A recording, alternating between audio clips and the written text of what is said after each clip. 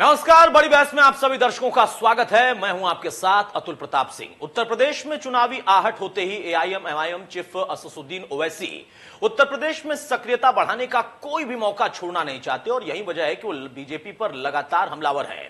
ओवैसी ने इस बार यूपी सरकार के जनसंख्या नियंत्रण बिल पर सवाल उठा दिया है। असदुद्दीन ओवैसी ने कहा कि यूपी में 150 से ज्यादा बीजेपी के विधायक ऐसे हैं जिनके 2 से ज्यादा बच्चे हैं। क्या बीजेपी उन्हें टिकट नहीं देगी? साथ ही उन्होंने सीएम योगी आदित्यनाथ को चैलेंज करते हुए कहा कि वो डिबेट करने को तैयार हैं।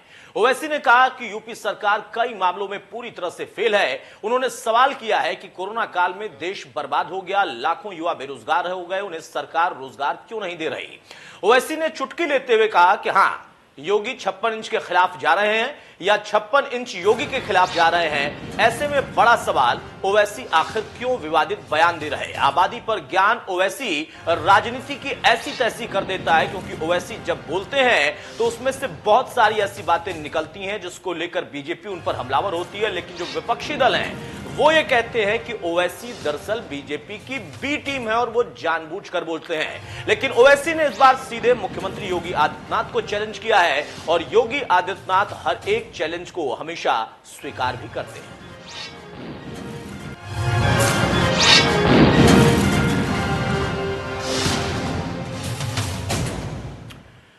बहरहाल, तो ओवैसी का जो ज्ञान आया उसके बाद राजनीति उस पर शुरू हो गई है। जिस तरीके से उन्होंने प्रहार किया है और उत्तर प्रदेश के सरकार के साथ साथ केंद्र सरकार के कामकाज पर भी सवाल उठा दिए कि देश बर्बाद हो गया कोरोना काल में और रोजगार खत्म हो गए, तो क्यों आखिर केंद्र की सरकार और खासतौर से उत्तर प्रदेश की सरकार रोजगार नहीं दे रही है? इसके साथ ही उन्होंने बीजेपी के नेताओं पर भी टारगेट किया है कि बीजेपी अगर 2 बच्चों की बात करती है, जनसंख्या नियंत्रण कानून की बात करती है, तो बहुत सारे बीजेपी के ऐसे नेता हैं जिनके परिवार में 2 से ज्यादा बच्चे हैं, तो क्या उनको आगे बीजेपी टिकट नहीं देगी? यह जवाब मांगा है ओवैसी ने। लेकिन उसके साथ साथ उन्होंने चैलेंज भी कर दिया है योगी आदित्यनाथ को और उसके साथ ही उन्होंने उन तमाम लोगों पर भी सवाल खड़े कर दिए हैं जो कि इस कानून के पक्ष में थे। हां, उसके साथ साथ उन्होंने एक और बात कही है और वो है सीधे मोदी के लिए, यानी प्रधानमंत्री मोदी के लिए 56 इंच का सीना या तो योगी के खिलाफ जा रहा या फिर वो उसके खिलाफ जा रहे, ये कहकर उन्होंने एक तरीके से फूट डालने की और एक नया विवाद पैदा करने की कोशिश भी की है। इन सवालों पर हम चर्चा करेंगे, लेकिन सबसे अहम यह कि इस दौर में जब चुनाव बेहद नजदीक है, वहां पर ओवैसी जो कि राजभर के साथ यहां पर एक चुनावी प्रक्रिया बढ़ा रहे हैं, एक गठबंधन की बात कर रहे हैं और गठबंधन के चुनाव लड़ने की कोशिश में लगे हैं, वहां पर इससे क्या, इस बयान से क्या उनको कोई फायदा नजर आता है? ओवैसी के बयान पर प्रतिक्रिया क्या है और ओवैसी का बयान क्या, सुनिए। चलिए, इस बीच में केजरीवाल की प्रेस कॉन्फ्रेंस आ रही है, सीधे आपको ले चलते हैं। दिल्ली में जितनी हमें वैक्सीन मिल रही है उसके हिसाब से हमारे डॉक्टर्स, हमारे नर्सेज, हमारे टीका लगाने वाला स्टाफ वो रात दिन मेहनत करके पूरी शिद्दत के साथ टीका लगा रहे हैं। दिल्ली की जनता में भी टीका लगवाने के लिए बेहद उत्साह है, दिल्ली की जनता भी टीका लगवा रही है। मैं आज इस मौके पे उन सब लोगों को बधाई देना चाहता हूं जो हमारा टीका लगाने वाला पूरा स्टाफ है, टीकाकरण का जो पूरा का पूरा इंफ्रास्ट्रक्चर है, उन लोगों ने जितनी शिद्दत के साथ काम किया उनका शुक्रिया अदा करना चाहता हूं। और वैक्सीन की कमी की वजह से इसको अभी हम स्केल अप नहीं कर पा रहे हैं। अभी लगभग 50, 60, 70 हज़ार टीके डेली लगते हैं। वो इस वजह से क्योंकि वैक्सीन की कमी है बहुत ज़्यादा। अगर हमें वैक्सीन पर्याप्त मात्रा में मिल जाए तो आज दिल्ली के अंदर हम 3 लाख टीके डेली लगाने की क्षमता रखते हैं, लेकिन हम वो उतने टीके लगा नहीं पा रहे क्योंकि टीके की कमी है। तो हम लगातार केंद्र के संपर्क में हैं और मैं उम्मीद करता हूं कि जल्द ही पर्याप्त मात्रा में दिल्ली को भी, बाकी देश के हिस्सों को भी पर्याप्त मात्रा में टीके मिलने चालू होंगे और जैसे जैसे हमें टीके मिल रहे हैं हम लगाते जा रहे हैं। लेकिन आज मुझे खुशी है ये बताते हुए कि 1 करोड़ टीके हम लोग लगा चुके हैं। आप भी अगर आपने टीका नहीं लगवाया तो जरूर टीका लगवाइएगा निकटतम टीकाकरण केंद्र में जाके। तो एक तरह से 2 चैलेंज है हमारे पास, एक तो बाकी जो जनसंख्या बची है जिसको अभी एक भी टीका नहीं लगाना उनको टीका लगाना, और दूसरा टीका सब लोगों को लगाना जो लोग बच गए हैं। बहुत बहुत शुक्रिया। बहरहाल तो अरविंद केजरीवाल को आप सुन रहे थे, जो खुशी जाहिर कर रहे थे कि दिल्ली में 1 करोड़ टीका उन्होंने लगवा दिया है। उसके साथ साथ उन्होंने ये भी कहा कि टीके की थोड़ी कमी है, लेकिन उम्मीद करते हैं कि जल्दी ही टीके मिल जाएंगे और पूरे देश में लोग टीका लगवाएं, इसके लिए वो अपील भी कर रहे थे। बहरहाल हम अपने मुद्दे पर आते हैं, किस तरीके का बयान और इस बयान का क्या नतीजा चाहते हैं ओवैसी। हमारे साथ कुछ खास मेहमान हैं, उनसे मैं आपको तारुफ कराता हूं, चर्चा में आगे बढ़ाएंगे, लेकिन यहां पर एक छोटा सा ब्रेक, जल्द आते हैं।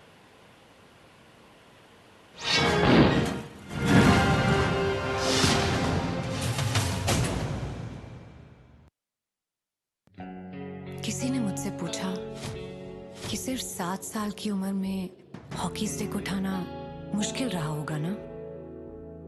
सच कहूं तो हॉकी स्टिक उठाना आसान था, मुश्किल था आवाज उठाना। तो पहले आवाज उठाई, फिर हॉकी स्टिक। हर गोल के साथ एक एक मुंह बंद करती गई, एक एक को जवाब देती गई।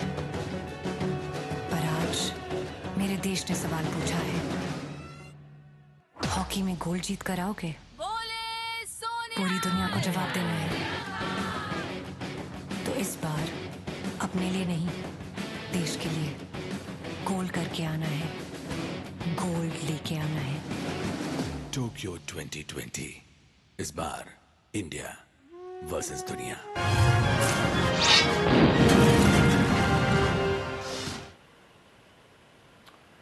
चलिए ब्रेक से आगे बढ़ते हैं। हमारे साथ कुछ खास मेहमान जुड़ चुके हैं, उनसे मैं आपको तारुफ कराता हूं। विकास श्रीवास्तव हमारे साथ, प्रवक्ता कांग्रेस के हैं, बहुत स्वागत है विकास जी आपका। राकेश त्रिपाठी हमारे साथ हैं, प्रवक्ता बीजेपी के, बहुत स्वागत है राकेश त्रिपाठी आपका। सुनील अर्कवंशी हैं, प्रदेश अध्यक्ष हैं सुभाषपा के, बहुत स्वागत है सुनील आपका। और इरफान पठान है ओवैसी की पार्टी के, एवं के, बहुत स्वागत है इरफान भाई आपका। सबसे पहले पठान साहब, शुरुआत में आपसे ही कर रहा हूं, बहरहाल अब हमारे साथ जुड़ नहीं पाए हैं। राकेश त्रिपाठी साहब, ओवैसी का बयान और योगी को सीधे चैलेंज कर रहे हैं, वो जनसंख्या नियंत्रण कानून को लेकर भी, रोजगार को लेकर भी, कोरोना काल में बर्बादी को लेकर भी, और फूट डालने का भी काम कर रहे हैं कि 56 इंच या तो उनके खिलाफ है या वो 56 इंच के खिलाफ है। क्या है मतलब उनके इस बयान का?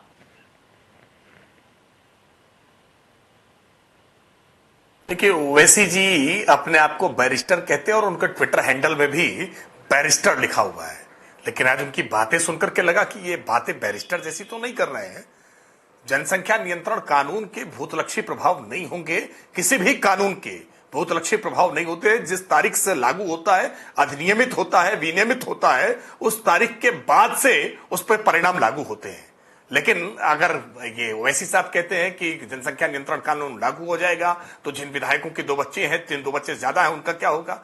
ऐसी बातें करने वाला कोई व्यक्ति अपने आप को बैरिस्टर क्लेम करे, ये चल नहीं सकता है। या तो वो बैरिस्टर नहीं होगा या इस तरह की बातें नहीं करेगा। दुर्भाग्यपूर्ण है कि ओवैसी साहब इसी तरह की बातें लगातार करके अपने आप को मीडिया में सुर्खियों में लाने का भरसक प्रयास करते हैं। जानबूझ करके मजहबी तौर पर ध्रुवीकरण करने के लिए कुछ आग उगलने जैसी बातें करते हैं, कुछ जहर बुझी बातें करते हैं। देश की मीडिया को उनको गंभीरता से लेना बंद करना चाहिए, क्योंकि वो मीडिया की सुर्खियों के आधार पर जनता के बीच में अपना आधार बढ़ाने की कोशिश करना चाहते हैं। लेकिन इस तरह जनता के बीच में आधार बनता नहीं है। जनता के बीच में आधार बढ़ाने के लिए जनता के साथ जुड़ना पड़ता है, जैसे भारतीय जनता पार्टी जुड़ी है।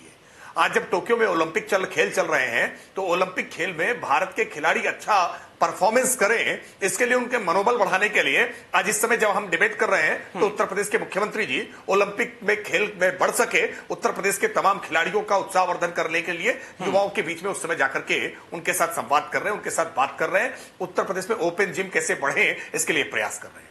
जब वैक्सीनेशन की ड्राइव चल रही है, तो भारतीय जनता पार्टी के कार्यकर्ता हर वैक्सीनेशन सेंटर पर जाकर के कार्यकर्ताओं को जनता को वैक्सीनेशन करने के लिए लोगों को जागरूक करने का काम कर रहे हैं। लोगों को वैक्सीनेशन में किसी तरह की समस्या ना हो, ये इसके लिए प्रयास कर रहे हैं। इन प्रयासों से वोट मिलता है ऐसा नहीं है, लेकिन इन प्रयासों से जनता के सरोकारों से जब जनता के साथ जुड़ते हैं, तो जनता वोट करने में तब्दील होती है। फिर बाद में कांग्रेस पार्टी कहती है, समाजवादी पार्टी कहती है कि भारतीय जनता पार्टी ने ईवीएम को टेम्पर कर दिया है, प्रशासनिक दुरुपयोग कर दिया है, चुनाव आयोग ने पार्शियलिटी की है। अरे भाई, जब जनता के साथ जुड़ने का समय है, तब जाति या गोलबंदी करना, मजहबी ध्रुवीकरण करना, व्यर्थ के प्रलाप करना, यही काम करते रहे ना। बेहतर होता कि जनता के साथ जुड़ने के काम करें। आज हम इस बात को पूरे सुकून के साथ कह सकते हैं, विश्वास के साथ कह सकते हैं कि जब जब जनता को आवश्यकता होती है, भारतीय जनता पार्टी एकमात्र पार्टी है जो जनता के साथ जाकर खड़ी होती है, जनता के सुख दुख में खड़ी होती है। मैं चुनौती देकर कह रहा हूं, एक टेलीविजन पर आपके दृश्य चला हो कि कहीं भी राहुल गांधी जी, प्रियंका वाड्रा जी या अखिलेश यादव जी या ओवैसी कहीं उत्तर प्रदेश में किसी ऐसे व्यक्ति के घर गए हो जिनके घर पे किसी परिजन का देहांत इस कोरोना महामारी के नाते हो गया हो। एक जगह भी शोक संवेदना प्रकट करने नहीं जाएंगे, जनता के सुख में नहीं, जनता के दुख में नहीं, केवल ठीक है। इरफान पठान हमारे साथ जुड़ चुके हैं। इरफान पठान बहुत जल्दी से, राकेश भाई मैं आऊंगा आपके पास। इरफान पठान, इस बयान का क्या मतलब है कि जनसंख्या नियंत्रण कानून को लेकर भी आप कहेंगे कि बीजेपी के नेताओं के 2 बच्चे हैं तो टिकट वो देंगे नहीं देंगे? अभी एक कानून हो रहा है, पूरे देश के लिए व्यवस्था लागू होनी चाहिए क्योंकि हमारे यहां एक पॉपुलेशन समस्या है, लेकिन उसके साथ साथ ओवैसी साहब जिस तरीके की बात कर रहे हैं, इस बयान से क्या कुछ पाने की उम्मीद है आपको उत्तर प्रदेश में, या वाकई चुनौती दे रहे हैं आप? जो बयान माननीय सदर मोहतरम साहब का आया है, हमारे बैरिस्टर हाजी असदुद्दीन ओवैसी साहब का, वो बयान कहीं ना कहीं बीजेपी की उस सोच को चोट पहुंचा रहा है जो बीजेपी इस देश में लाना चाहती है। क्या? इसलिए क्योंकि बीजेपी का सीधा सा फंडा है कि कुछ ऐसे कानून, कुछ ऐसी चीजें ला करके जनता के सामने पेश की जाए जिससे मुस्लिमों को टारगेट किया जा सके। जबकि हकीकत तो ये है कि हिंदुस्तान में नरेंद्र मोदी, लालू यादव जितने हैं, अखिलेश यादव या इस टाइप के जितने यहाँ के जो मुख्यमंत्री हैं माननीय योगी आदित्यनाथ जी, इनके परिवार में देख लीजिए कितने बच्चे हैं, कितने भाई बहन। अरे इरफान पठान साहब, वो छोड़िए ना कि उनके यहाँ कितने बच्चे हैं और किसके यहाँ कितने बच्चे। मेरा सवाल ये है, ये कानून क्या सिर्फ मुसलमानों के लिए आ रहा है? अरे इनको चुप कराइए। देखिए अगर अरे मैं बोल रहा हूँ, कोई और नहीं बोल रहा है। मेरा सवाल ये है कि क्या ये कानून मुसलमानों के लिए लाया जा रहा है? क्या सिर्फ? नहीं, मुसलमानों के लिए अगर नहीं लाया गया तो रेशियो क्या है हिंदुस्तान में? अगर रेशियो देखिए तो मुसलमानों में मात्र 13% ऐसे 13% लोग हैं जिनके पास 2 बच्चों से ज्यादा बच्चे हैं। बाकी जो है 87% लोग। तो आप क्या चाहते हैं, रेशियो बढ़ा लें आप लोग? नहीं। हाँ। आप ये देखिए, जब मुल्क आजाद हुआ था हाँ। तो उस टाइम हिंदू समाज की जनसंख्या कितनी थी और मुस्लिम समाज की जनसंख्या कितनी थी? आज हिंदू समाज की जनसंख्या कहाँ पहुंच गई और मुस्लिम समाज कहाँ पहुंचा हुआ है? ये रेशियो क्यों नहीं आप जो दोनों का तुलनात्मक अध्ययन कर लीजिए, दोनों लगभग बराबरी चल रहे हैं। और यही तो समस्या है कि हमारे देश में जो प्राकृतिक संसाधन है, जो व्यवस्था है, जो ढांचा है, उसका सही इस्तेमाल हो सके, पीढ़ियां हमारी सुरक्षित रहे, उसके लिए कानून, देश की बात हो रही है कि एक देश में ऐसा कानून रहे। डिबेट करा रहे हैं तो मेहरबानी करके डिबेट से मैं वॉकआउट कर जा रहा हूँ। नहीं, वॉकआउट तो आप कर ही जाएंगे जब तर्क नहीं होगा ना। तो नहीं, तर्क सुनना नहीं चाहते आप। कौन सा तर्क आपने दिया इरफान भाई, बताइए तो। जो माहौल बना रखा है कि as a BJP spokesperson आप जो है डिबेट कराते हैं। अब ये आप तय मत करिए, ये आप तय मत करिए, वैसी साफ तय ना करें कि मीडिया को भी वो समझाएंगे, एंकर को भी आप समझाएंगे, सारा ज्ञान आप ही लोगों के पास है। मेरा एक बड़ा सीधा सा सवाल है, एक सीधा सा सवाल है इरफान भाई, एक सवाल सुन लीजिए फिर बोलिएगा, आप ही बोल लीजिएगा, सुन तो लीजिए सवाल। मेरा एक सवाल है, सिर्फ सवाल है कि यहां पर बीजेपी की तरफ से राकेश त्रिपाठी हैं, वो कह रहे हैं कि ये सिर्फ अनर्गल बयानबाजी है मीडिया में सुर्खियां बटोरने के लिए, और आप मीडिया पर ही आरोप लगा रहे हैं। आखिर जनसंख्या नियंत्रण कानून क्या मुसलमानों के लिए आ रहा है? ये अनर्गल बिल ला करके हिंदुस्तान की आवाम को हिंदू मुस्लिम के बीच में एक दरार डालने की कोशिश की जा रही है। अनर्गल बिल है। राकेश त्रिपाठी जवाब दीजिए। राकेश त्रिपाठी, विकास जी और सुनील भाई आऊंगा आपके पास। और चाइना ने उसको अपनी स्ट्रेंथ बनाया, उसको अपनी ताकत बनाया, उसको कमजोरी नहीं बनाया।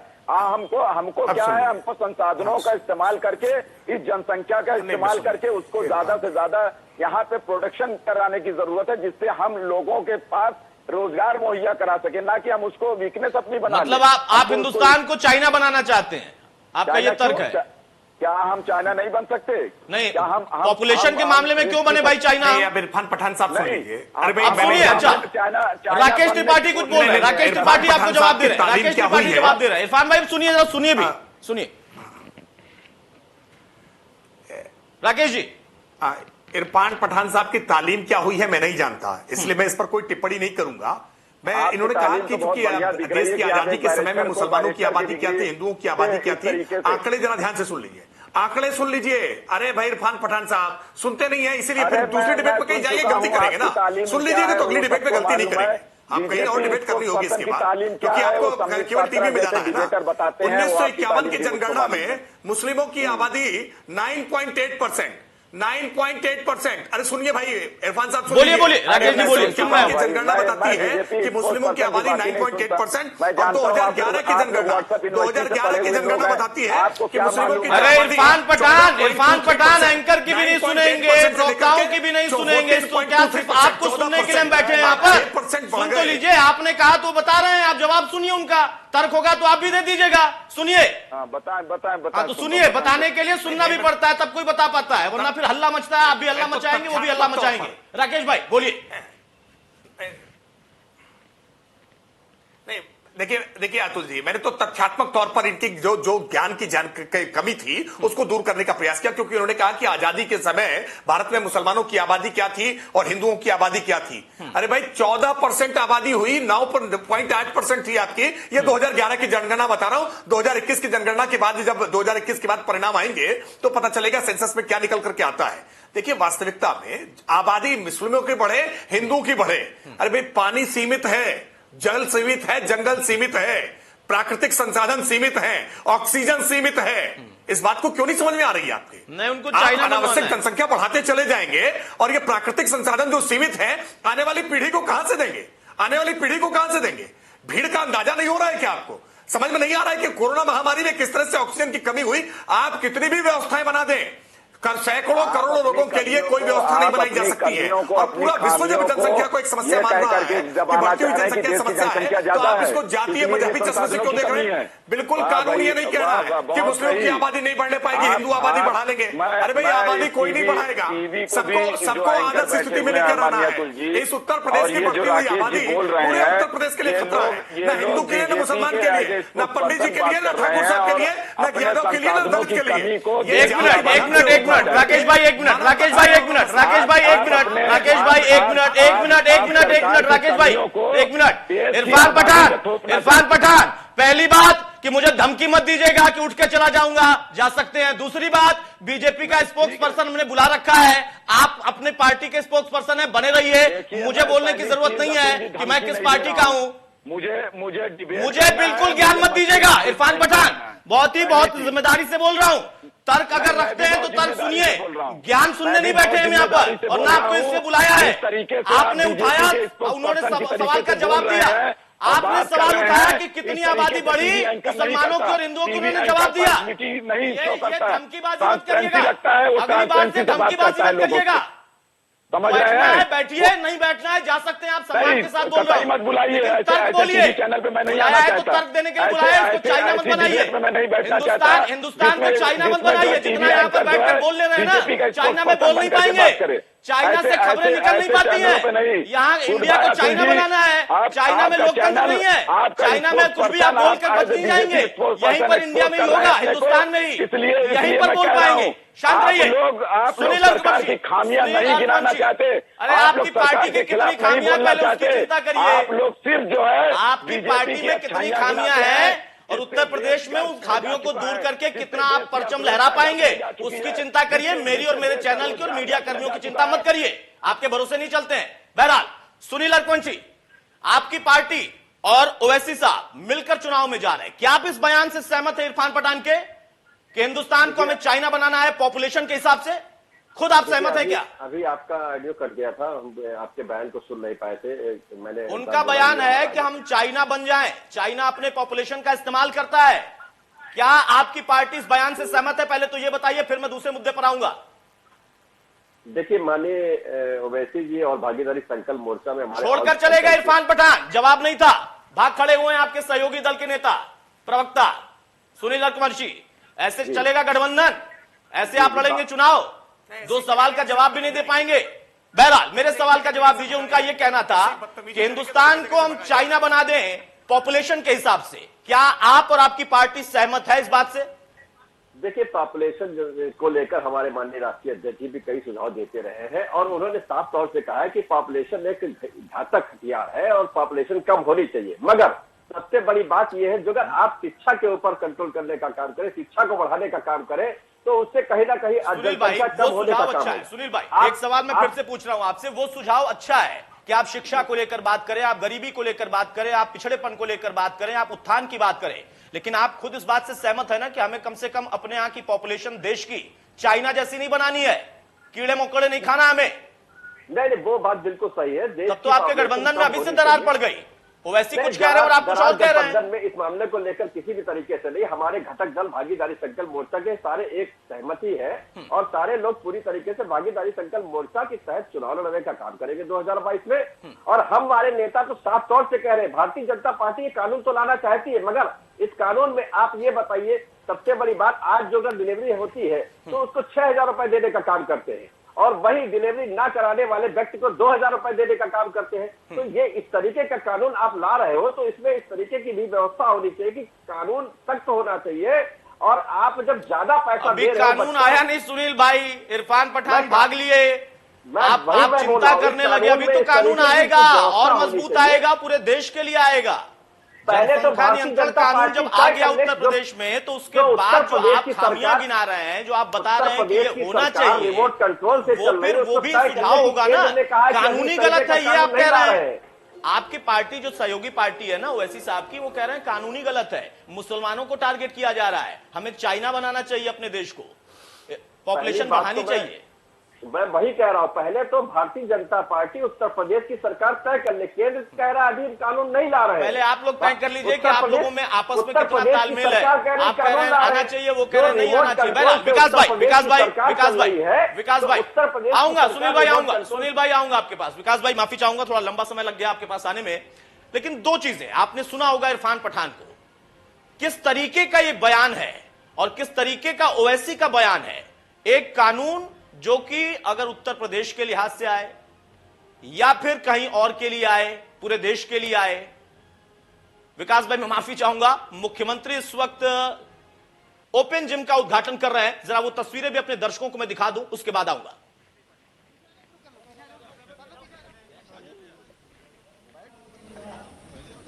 आगे नीचे बैठ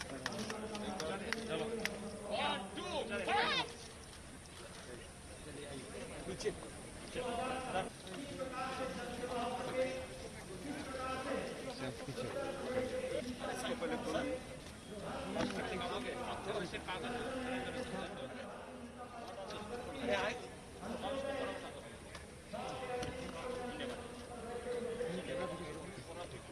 बैठ जाइए।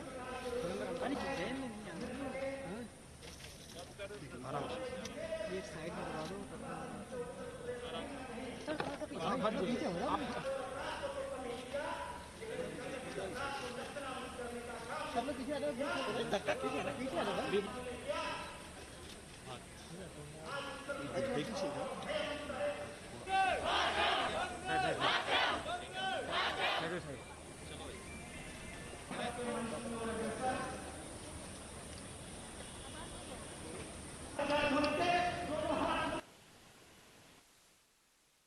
चलिए, तो सीधी तस्वीरें आ रही थी, मुख्यमंत्री ओपन जिम का इस वक्त उद्घाटन कर रहे हैं। विकास भाई मेरा सवाल अब आपसे, जो बयान पहले दिया गया और जो बयान अभी देके गए उनकी पार्टी के प्रवक्ता इरफान पठान, जो तर्क नहीं रख पा रहे, बता रहे हैं कि हिंदुस्तान को चाइना बना दो पॉपुलेशन के हिसाब से, ये किस तरीके का बयान है?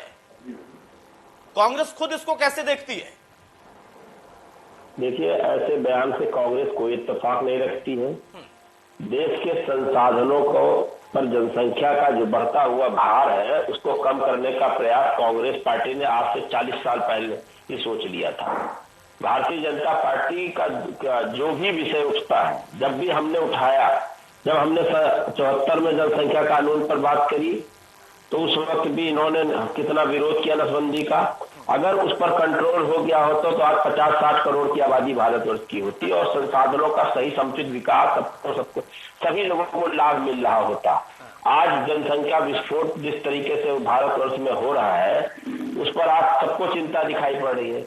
हमने जो हमारी दूरदर्शिता पर हमेशा भारतीय जनता पार्टी के लोगों ने प्रश्न उठाया। जब हम कंप्यूटर लेकर आए तो इन्होंने हमारे उस कंप्यूटर क्रांति को बैलगाड़ी ले जाकर रोकने का काम किया। माननीय अटल जी का तस्वीर आप लोग मीडिया में साझा होती है। लगा जब हम नंदन नीलकर्णी जी आधार कार्ड को लेकर आए तो मोदी जी ने आधार कार्ड का खुला विरोध किया, कहा कि हम इसको समुद्र में फेंकवा देंगे, ये एक बकवास है। जब हम मनरेगा लेकर आए तो उन्होंने बोला ये इनकी स्मारक साबित होगा। आज भारतीय जनता पार्टी जिन सब्जेक्ट को लेकर आज चिंता दिखा रही है, उस चिंता को हमने बहुत बहुत पहले हमारी दूरदर्शी राजनीति हमारे नेतृत्व ने स्वीकार किया, एक सवाल उसको पूछूं आपसे, कराया। आपकी दूरदर्शिता पर मुझे कोई शक नहीं, और आपने जब कंप्यूटर का उदाहरण दिया तो वाकई बहुत सही आपने उदाहरण दिया। तब उसका विरोध जिसने भी किया होगा गलत था, क्योंकि उस एक कंप्यूटर के आने की वजह से या उस कंप्यूटर युग की शुरुआत की वजह से आज हम बहुत आगे बढ़े हैं। इसमें कांग्रेस को क्रेडिट जाता है, बिल्कुल जाता है। लेकिन जनसंख्या नियंत्रण कानून और आपकी नसबंदी वाला कानून, दोनों को आप सिमिलर देख रहे हैं क्या? देखिए, वो भी जनसंख्या नियंत्रण के लिए ही प्रयास जबरदस्ती था, पकड़ पकड़ कर नसबंदी कराया गया था। लोग अपने खेतों में छिप गए थे। आरएसएस और बीजेपी के आरएसएस का वो गंदा खेल था, जिसने उसको गलत तरीके से प्रचारित किया। गांव गांव एक अच्छी सोच, एक अच्छी विकासशील विचारधारा को उन्होंने गलत तरीके से प्रस्तुत करने का काम किया था। जब कंप्यूटर का विरोध हुआ था तब भी तो इसी आरएसएस के लोगों ने ही काम किया था। आरएसएस ने जब अभी आप भारतीय जनता पार्टी का पक्ष ले रहे थे प्रवक्ता महोदय, जिस दिन ये कानून की बात आ रही है, जनसंख्या नियंत्रण कैसे होगा? नसबंदी से ही होगा। नसबंदी वाले जो प्रोडक्ट्स होते हैं गर्भ निरोधक से होगा। इन सारी चीजों का इस्तेमाल करने के समय जो सरकार को प्रोत्साहन करना चाहिए, 7.5 साल मोदी जी का हो गया, 4.5 साल उत्तर प्रदेश में योगी जी का हो गया। आज तक आपने कोई सेमिनार में मोदी जी और योगी जी को बोलते देखा कि वो जनसंख्या नियंत्रण के लिए चिंतित दिखाई दे रहे हैं? जिस दिन योगी आदित्यनाथ जी की सरकार ने राकेश त्रिपाठी एक छोटा सा काउंटर, उसके बाद मैं एक सुर्खियों के लिए छोटा सा ब्रेक लूंगा, उसके बाद फिर हम चर्चा को आगे बढ़ाएंगे। राकेश भाई आ रहा हूं, सुनील भाई आऊंगा। राकेश त्रिपाठी, देखिए, उम्मीद करता हूं कि विकास से कम लाल किले से प्रधानमंत्री के भाषण को जरूर सुनते होंगे। पूरा देश सुनता है, क्योंकि देश उस दिन राष्ट्रभक्ति से जुड़ा, राष्ट्रभक्ति से जुड़ा होता है। पूरा देश सुनता है कि प्रधानमंत्री लाल किले से क्या कह रहे हैं। प्रधानमंत्री जी ने लाल किले से इस बात को लेकर के अपनी चिंता व्यक्त की थी कि देश की बढ़ती हुई जनसंख्या हमारे लिए खतरा है और जनसंख्या को कंट्रोल करने के लिए सभी के बीच में जागरूकता लेकर के आनी चाहिए।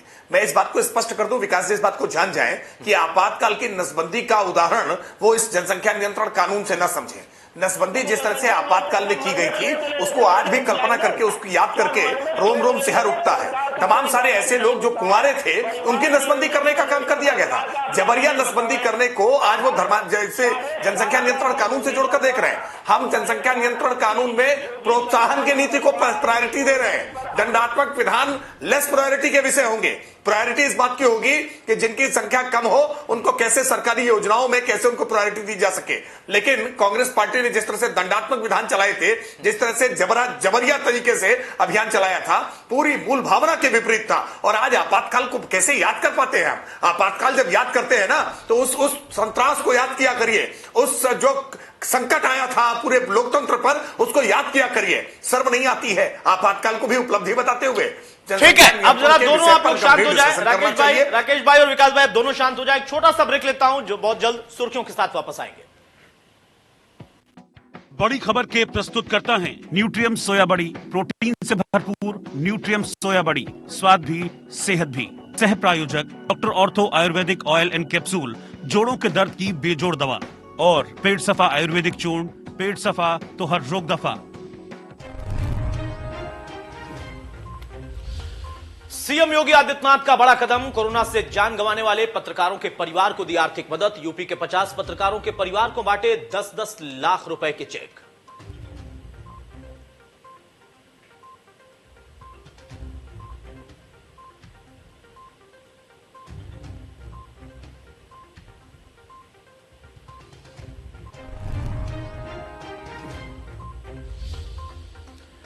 यूपी बोर्ड के 10वीं और 12वीं के रिजल्ट हुए घोषित। वेबसाइट पर रिजल्ट किया गया अपलोड। करीब 56 लाख स्टूडेंट्स के आए नतीजे।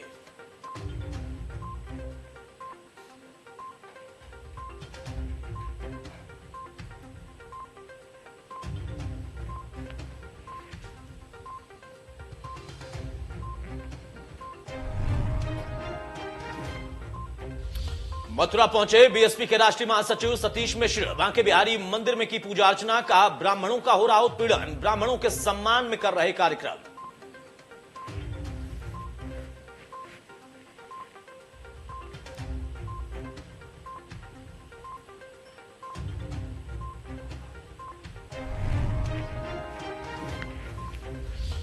कल यूपी के दौरे पर रहेंगे गृहमंत्री अमित शाह। विंध्य कॉरिडोर का शिलान्यास समेत 90 योजनाओं की मिर्जापुर को देंगे सौगात। सीएम योगी भी रहेंगे साथ साथ।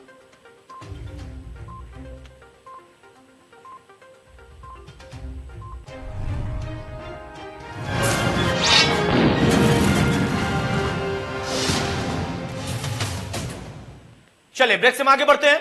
सुनील अर्कवंशी, सवाल इस बात का है कि जिस कानून को आप भी कह रहे हैं कि अच्छा है, ओवैसी चाहते नहीं कि आए। आपके उसी पार्टी के प्रवक्ता जो थे वो कह रहे हैं कि हम अपने देश को चाइना बना दें। चाहते क्या है ओवैसी? और उनके साथ आप भी लड़ाई लड़ रहे हैं, तो आपसे भी सवाल उठेगा, आपसे भी सवाल पूछा जाएगा कि एक ऐसे व्यक्ति जिनसे आपका वैचारिक तालमेल नहीं बैठ रहा है, वो उस कानून का विरोध कर रहा है जो आप चाहते हैं कि आए और अच्छे सुधार के साथ आए, तो फिर आखिर तालमेल बिठाने का मतलब क्या है? देखिए, हम लोगों का पूरी तरीके से तालमेल है। 2022 में हम मतलब आप भी चाहते हैं कि नियंत्रण कानून, जनसंख्या नियंत्रण कानून न रहे? पूरी बात सुन लीजिए। अभी जो डिबेट हो रही थी, माननीय प्रवक्ता हमारे आईएम के जो थे, उनकी मैं पूरी आवाज नहीं सुन पाया था क्योंकि हमारे पास हमारा कनेक्शन। तो मैं बता रहा हूँ, मेरे पर तो भरोसा करिए ना, उन्होंने यही कहा। आप पे भरोसा कर रहा हूँ, मगर सबसे बड़ी बात मैं आपको बता रहा हूँ, भारतीय जनता पार्टी 4.5 साल तक उत्तर प्रदेश की सरकार हो गई, तब से क्या कर रही थी? भारतीय जनता पार्टी आज बेरोजगारी के ऊपर बात नहीं करेगी। भारतीय जनता पार्टी बहती गंगा में लाशों के ऊपर बात नहीं करेगी। भारतीय जनता पार्टी शराब की बंदी के ऊपर कानून लाने की बात नहीं करेगी। भारतीय जनता पार्टी पत्रकार की सुरक्षा का कानून लाने की बात नहीं करेगी। भारतीय जनता पार्टी आज सिर्फ और सिर्फ लोगों से इन सब मुद्दों के ऊपर भटकाने का काम कर रही है। भारतीय जनता पार्टी इसके अलावा कुछ करने का काम नहीं करती है। लोग मुद्दे से भटके। आज जब केंद्र साफ कह रहा कि हम अभी इस तरीके का कोई कानून नहीं ला रहे हैं, तो उत्तर प्रदेश की सरकार ये बताए कि ये कानून आ रहा है तो कब आ रहा है, नंबर एक बात। और जब केंद्र की सरकार कह रही कानून नहीं ला रहे, तो इस पर किस तरीके की बात कर रही है उत्तर प्रदेश सरकार? आपको लाना है कानून तो आप शराबबंदी के ऊपर लाइए कानून, आप शिक्षा के ऊपर लाइए कानून। जो माँ बाप बच्चों को स्कूल भेजने का काम नहीं करते हैं, उनको जेल भेजने का काम किया जाए, उनके माँ बाप को जेल भेजा जाए। इस तरीके का कानून लाइए, जनसंख्या अपने आप कंट्रोल होगी। सुनील अर्कवंशी, 1984 के बाद एक मिनट सुनील भाई शिक्षा की बड़ी चिंता कर रहे हैं ना। 1984 के बाद 36 साल के बाद पिछले साल एक नई शिक्षा नीति लाई गई थी। परसों उसको 1 साल पूरा हुआ है। आज ग्रामीणों में जो प्राइमरी विद्यालय है, आज ग्रामीणों में प्राइमरी विद्यालयों की हालत, ये 50 साल से विद्यालय खुले हुए फट्टी पर बैठकर बच्चा पढ़ने का काम कर रहा है। क्या यही इस तरीके का कानून लाइए, वहां पर भी कंप्यूटर की व्यवस्था दीजिए। राकेश त्रिपाठी, कानून लाइए जनसंख्या का, लेकिन उसके साथ साथ इस पर भी कानून लाइए, कहना है सुभाष पाकर। लाइए, पत्रकार की सुरक्षा के लिए लाइए। आज किस तरीके से पत्रकारों के ऊपर हमला हो रहा है, आज शराबबंदी के ऊपर उत्तर प्रदेश में कानून। सुन लीजिए, पत्रकार तो हमला झेलते रहे, बहुत पहले से झेलते रहे, चिंता न करिए। बोलिए राकेश भाई।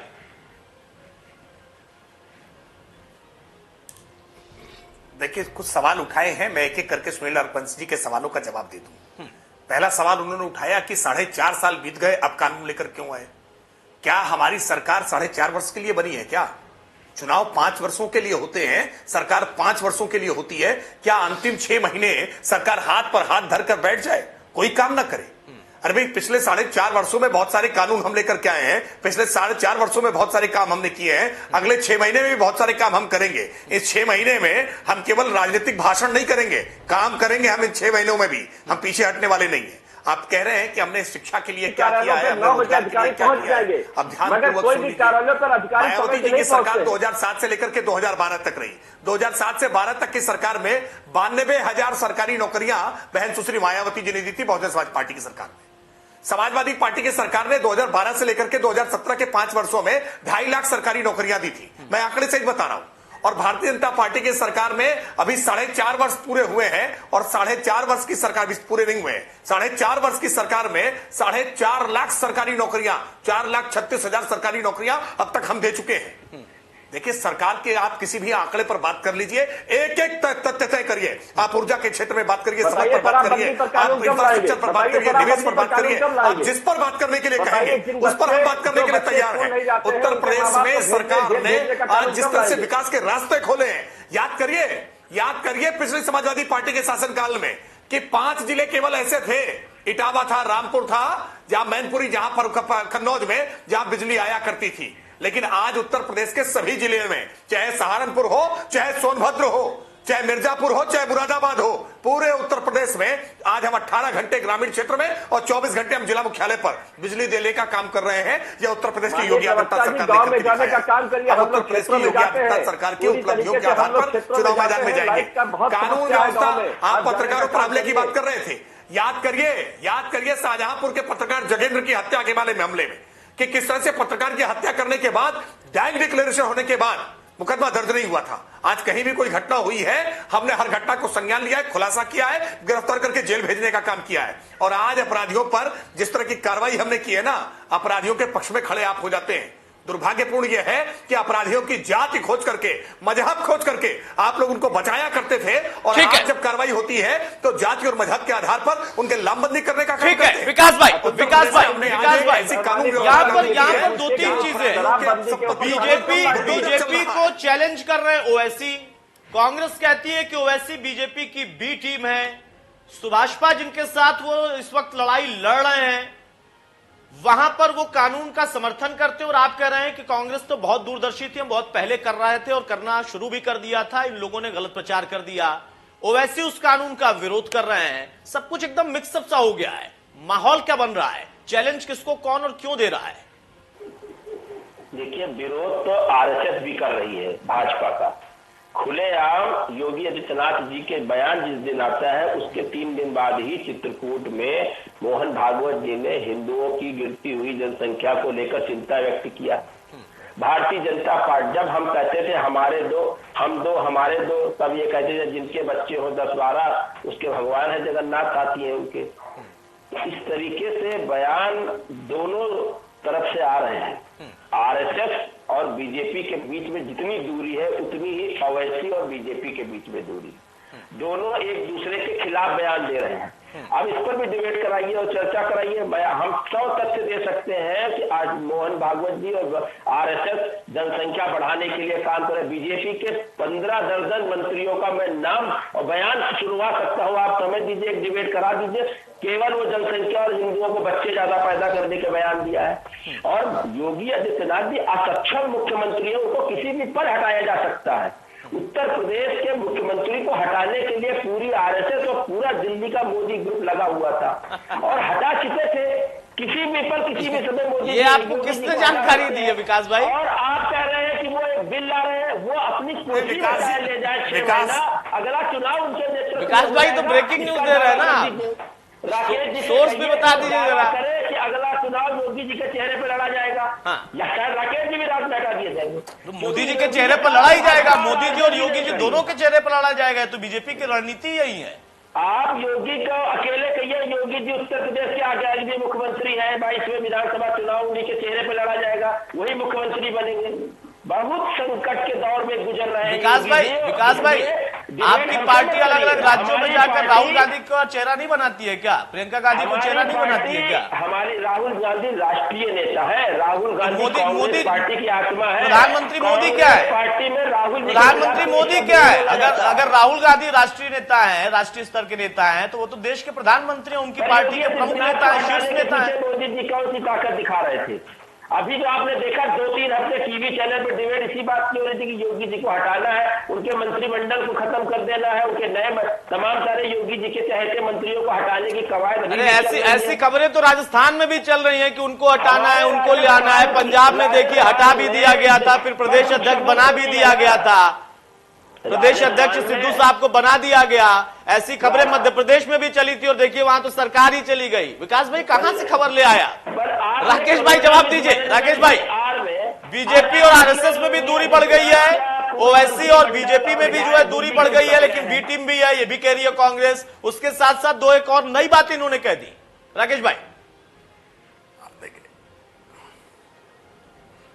देखिए, कांग्रेस पार्टी इतनी हताशा में है, जिस तरह से कांग्रेस पार्टी के नेता कांग्रेस पार्टी को छोड़ रहे हैं, उसके बाद से कांग्रेस पार्टी इतनी हताश है, उसको समझ नहीं आ रही है वो किस तरह की राजनीतिक बयानबाजी। जिस तरह से ज्योतिरादित्य सिंधिया ने मध्य प्रदेश में कांग्रेस पार्टी को छोड़ दिया, जितिन प्रसाद जी ने यहाँ कांग्रेस पार्टी को उत्तर प्रदेश में छोड़ दिया। कांग्रेस पार्टी भयंकर तरीके से इस समय नेतृत्व के संकट से जूझ रही है। राहुल गांधी जी ने यह कहकर के इस्तीफा दे दिया कि मैं पार्टी नहीं संभाल पा रहा हूं, और सोनिया गांधी जी ने जिन्होंने यह कहकर के इस्तीफा दे दिया था कि मेरा स्वास्थ्य खराब है, फिर उन्हें सोनिया जी को पार्टी की कमान संभालनी पड़ी। आज 2 वर्ष से ज्यादा समय हो गया, सोनिया जी अपने संसदीय निर्वाचन क्षेत्र में इसलिए नहीं आ पा रही है क्योंकि उनका स्वास्थ्य खराब है। समाजवादी पार्टी के, कांग्रेस पार्टी के लोग तर्क ये देते हैं कि सोनिया जी की तबियत खराब है। अरे भाई, सोनिया जी की तबियत खराब है, बावजूद इसके राष्ट्रीय अध्यक्ष बना रखा है। दरअसल संकट कांग्रेस पार्टी में राहुल और प्रियंका के बीच में चल रहा है। आखिरकार क्या कारण है, मैं सवाल पूछ रहा हूं, क्या कारण है कि राहुल गांधी जी अब उत्तर प्रदेश नहीं आते हैं, और क्या कारण है कि प्रियंका वाड्रा जी को उत्तर प्रदेश में आगे कर दिया गया है? क्या प्रियंका वाड्रा जी राहुल गांधी जी की जगह को ले रही है? क्या राहुल गांधी को अब राजनीति में खारिज मान लिया गया है? क्या राहुल गांधी की अब कांग्रेस पार्टी में कोई हैसियत नहीं बची है? भाई, अपनी पार्टी का दर्द आकर के दूसरे चैनल पर बैठकर दूसरी पार्टी का दर्द बताने लगेंगे। अरे भाई, अपनी पार्टी की चिंता करिए।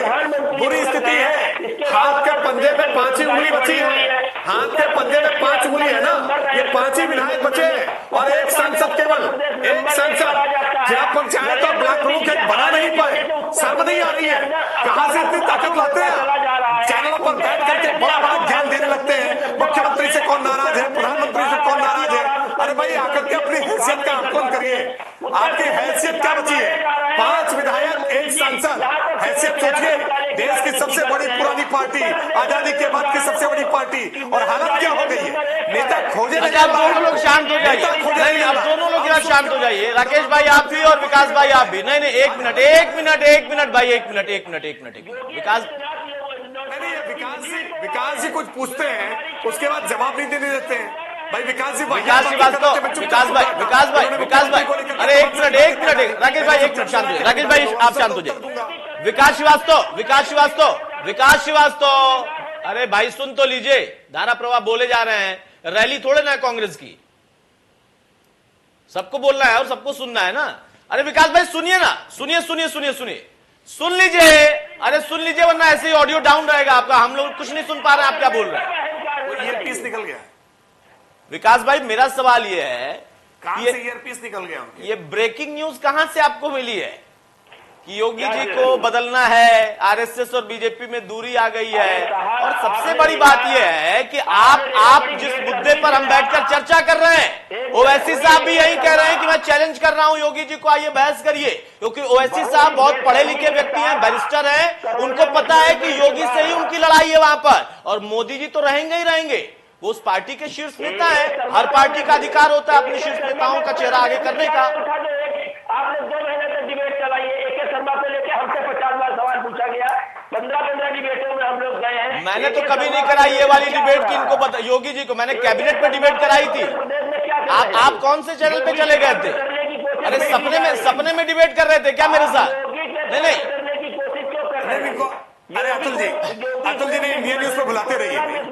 अतुल जी, ये क्या है ना, कुछ पोर्टल्स पे चले जाते हैं, ये पोर्टल्स पर डिबेट में चले जाते हैं। ठीक है, वहां भी जाना चाहिए। सस्ते जो चटपटी खबरें बेचते हैं अखबार, चटपटी खबरें जो 1 रुपए वाला अखबार बेचते हैं, उस तरह की कुछ अखबारों के वो देखिए राकेश भाई, वो भी अपनी पत्रकारिता कर रहे हैं और अलग अलग तरीके से वो अपना काम कर रहे हैं। ठीक है, वो मेरा विषय नहीं है। नहीं, चटपटी खबरें, चटपटी खबरें बेचने के लिए बेच दी जाती है। हाँ, प्रियंका गांधी में टिप्पणी व्यक्तिगत करेंगे तो वो है नैतिकता, वो पत्रकारिता का हिस्से में आएगा। अरे ठीक है भाई, आपके नेता भी महान नेता है। हमसे सवाल जवाब किया। अरे विकास भाई, आपके नेता भी महान नेता है भाई, मुझे मैंने कहा उन पर कुछ बताइए, मैंने सवाल पूछा।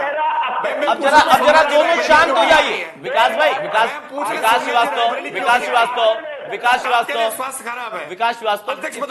इतना धारा प्रवाह नहीं बोलना चाहिए सर, बीच बीच में रुकना भी चाहिए, सुनना भी चाहिए, दूसरों को भी सुनना चाहिए। अरे इतनी देर से आप भी बोल रहे हैं, आप तो मुझे ही अवसर नहीं दे रहे हैं कि मैं किसी और के पास जाऊं। बताइए, देखिए सुनील अलकवंशी बेचारे चुपचाप इंतजार कर रहे हैं, अब फिर बोलने लगे। अरे थोड़ा तर्क के साथ बोला करिए ना, कुछ राजस्थान के बारे में भी जानकारी रखा करिए, पंजाब के बारे में भी रखा करिए, मध्य प्रदेश तो चला ही गया आपके हाथ से। अब शांत हो जाइए।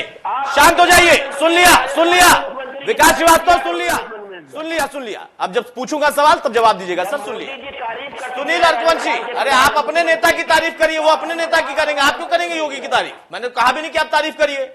उसके लिए राकेश श्रीवास्तव है उनकी पार्टी के प्रवक्ता, वो करेंगे तारीफ। आप प्रियंका और राहुल की करिए, आपका अधिकार है, मुझे कोई आपत्ति नहीं है। अब शांत हो जाइए, शांत हो जाइए, मेरा विषय नहीं है प्रियंका राहुल की तारीफ करना या किसी की तारीफ करना, मेरा विषय नहीं है सर। अच्छे व्यक्ति हैं सुनील अरकवंशी, फाइनल कमेंट्री में आपसे चाहूंगा। प्रश्न यह है कि आप शराबबंदी पर भी कानून चाहते हैं, शिक्षा की और व्यवस्था सुधर जाए उस पर भी कानून चाहते हैं, बहुत अच्छा विषय है आपका और आपकी पार्टी का। लेकिन ओवैसी जिनके साथ आप जा रहे हैं चुनाव में, वो चाहते हैं कि जनसंख्या नियंत्रण कानून ना रहे, चाइना की पॉपुलेशन से भी बढ़कर पॉपुलेशन हो जाए हिंदुस्तान की। ये बात अगर वो जाके बोलेंगे और आप कहेंगे जनता को कि नहीं ये सही नहीं है मत मानना, तो दोनों कंफ्यूज हो जाएंगे और जनता भी कंफ्यूज हो जाएगी कि इनमें दोनों में तो तालमेल है, ये आए गठबंधन करके हमसे वोट मांगने और बातें अलग अलग कर रहे हैं, फिर क्या होगा? नहीं, पूरी तरीके से हम लोग एक हैं और हमारे जो और दल है वो भी एक है। आप माननीय ओवैसी जी को ही लेकर कहते हैं, हमारी साथ में माननीय बाबू सिंह कुशवाहा जी है, माननीय श्रीमती कृष्णा पटेल जी है, माननीय प्रेमचंद प्रजापति है। हाँ है, मैं बोल तो रहा हूँ, हमारे साथ वही बयान दे रहे हैं सारे लोग हमारे साथ में है। हम लोग मुद्दे को लेकर जाएंगे जनता के बीच में, हम लोग शराबबंदी को लेकर जाएंगे। सुनील भाई, हम लोग ओवैसी के लिए मुद्दा है, 50 साल के लिए मुद्दा है कि मुसलमानों के खिलाफ ये बिल लाया जा रहा है, कानून बनाया जा रहा है। आज बताए, हमारे माननीय प्रवक्ता राकेश जी बैठे हैं, आज बताए कि शराबबंदी उत्तर प्रदेश में कब होगी? मेरे सवाल का तो जवाब दे दीजिए सर, सब अपना ही पूछे जा रहे हैं। आप बताए ना, आप ये बताए स्कूलों में वो बता देंगे। राकेश भाई से मैं पूछ लूंगा मेरे सवाल का। सर मेरे पास समय कम है, अरे मेरे पास समय कम है थोड़ा सा, मेरे सवाल होता है। अरे तो आप एक नए, अरे भाई सुनिए तो, सुनील भाई सुनिए ना, कानून को लाकर मैं अभी पूछ रहा हूँ, मैं अभी राकेश त्रिपाठी से मैं अभी पूछ रहा हूँ आपका सवाल। इससे पहले भी जवाब, अरे मैं फिर से पूछवा रहा हूँ, मैं फिर से पूछवाऊंगा उनसे। हम लोग पूरी, अरे भाई हम लोग सुन तो लीजिए, उस हम लोगों में से एक हम जो है ना, अब फिर बोले जा रहे हैं।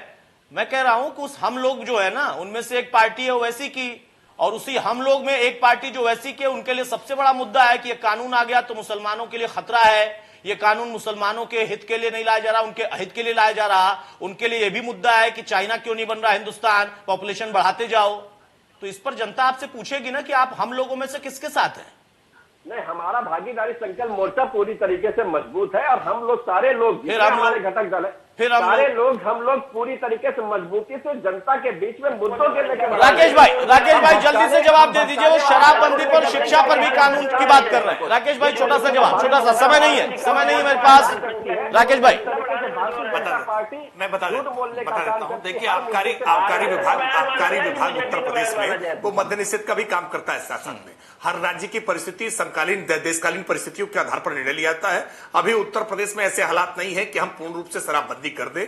आप देख रहे हैं कि अभी पहले ही किस तरह से देसी तरीके से शराब बना करके, कई बार जहरीली शराब बना करके कई लोग काल कवलित हो जाते हैं। हम अचानक कोई इस तरह का आनंद फानन का निर्णय ले लेंगे, शराब बंद कर देंगे और गलत तरीके से लोग शराब बना करके पीने लगेंगे, तो उसके परिणाम क्या होंगे? इन परिणामों के बारे में सुनील अरकवंशी जी सोचेंगे नहीं। हम एक वेलफेयर स्टेट है, हम उत्तर प्रदेश की भौगोलिक परिस्थिति, उत्तर प्रदेश की सामाजिक परिस्थिति, उत्तर प्रदेश की आर्थिक परिस्थिति, इन सारी बातों को ध्यान में लेकर के कोई निर्णय लेंगे ना। सुनील अरकवंशी बहुत छोटा सा, और मैं बार बार गुजारिश कर रहा हूं, समय मेरे पास कम है थोड़ा सा, इसलिए छोटा रखिएगा, क्रिस्पी रखिएगा। सुनील अरकवंशी,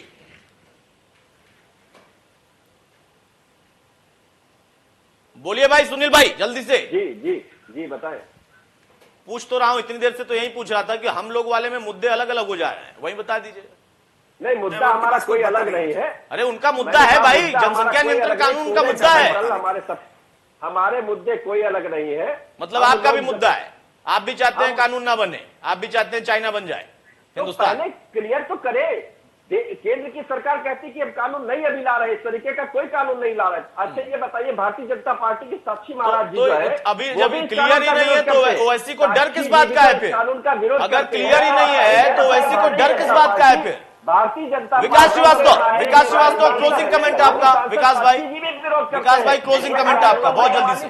कानून का मसौदा अभी तक क्लियर नहीं है पार्टी और मेरा तो बंटवारे की बातें करने से पहले कम से कम कानून का मसौदा सामने लाना चाहिए। भाजपा का चरित्र सामने दोहरा चरित्र दिखाई पड़ रहा है। आरएसएस कहती है बच्चे ज्यादा पैदा करो, वो हिंदुओं की गिरती हुई जनसंख्या में चिंता कर रहे हैं मुख्यमंत्री जी कह रहे हैं। ठीक है, चलिए बहुत बहुत शुक्रिया विकास भाई आपका, सुनील भाई आपका और राकेश त्रिपाठी आपका भी। तो मौजूदा दौर में कानून का मसौदा, इन तमाम चीजों पर भी अभी क्लियरेंस नहीं है, लेकिन ओवैसी को सब कुछ क्लियर है और उनकी पार्टी के प्रवक्ता जो कि चंद मिनट भी नहीं टिक पाए यहां पर, उनका यह कहना है कि असल में आबादी हमारी घटती जा रही थी और अगर यह कानून आएगा तो ऐसा हो जाएगा। मुसलमानों के खिलाफ यह कानून है। हिंदुस्तान को तो चाइना से भी ज्यादा पॉपुलेशन अपनी बढ़ा लेनी चाहिए, उनकी पार्टी की मांग है। और उनकी सहयोगी पार्टी जो राजभर साहब की है, उनका यह कहना है कि दरअसल इस मुद्दे पर तो हम अलग हैं, लेकिन सारे बाकी जो मुद्दे हैं उस पर हम एक हैं। जनता को तय करना है कि असल में क्या है और क्यों है। नमस्कार।